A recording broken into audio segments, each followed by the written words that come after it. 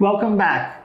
So in this video, I'm going to talk about the clinical assistant license in Alberta, okay? So the clinical assistant license in Alberta is an excellent opportunity for fresh graduates, okay? So people who finish their internship, you must have done internship, but it is a great option because it allows you to practice or get a license or get some experience in Canada even if you never had independent practice experience back home, okay? So what are the requirements for a clinical assistant license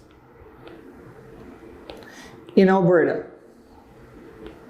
So number one, you do need to have passed the QE1, okay? Now, if you have all the 3 steps of the USMLE, that will also suffice, but otherwise you must have passed the QE1. The second step is that you need to have done a postgraduate training of 1 year or more. So at least 1 year of postgraduate training. Now, it can be the internship, okay? So that is a great advantage because only with 1 year with the internship, you're able to apply for this. Now, as I said, you do not need independent practice experience.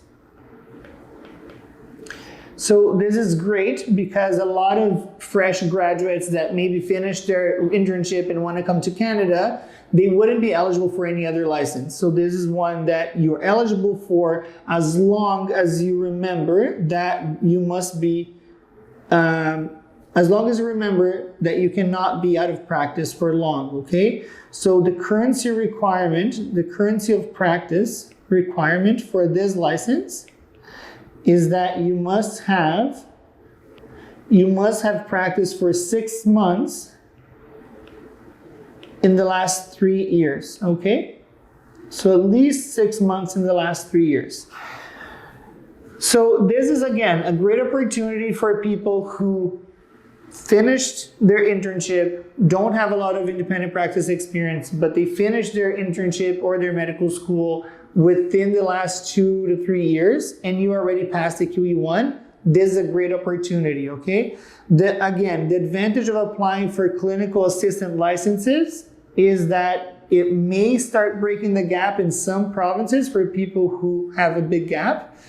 But most importantly, it will allow you to practice, even though it is under supervision, it allows you to practice and get experience with the Canadian healthcare system. You're going to be able to do physical examinations, history taking, and you're going to be able to discuss the cases with your supervisor.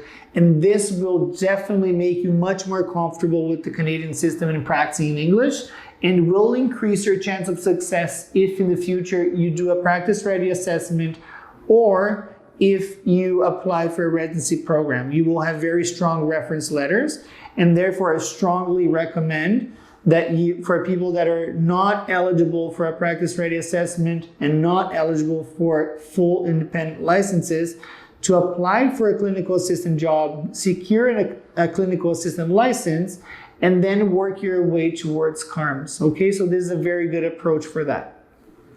If you have any questions about clinical assistant license in Alberta, leave in the comments below and I'll be glad to answer them, okay? I'll see you in the next video.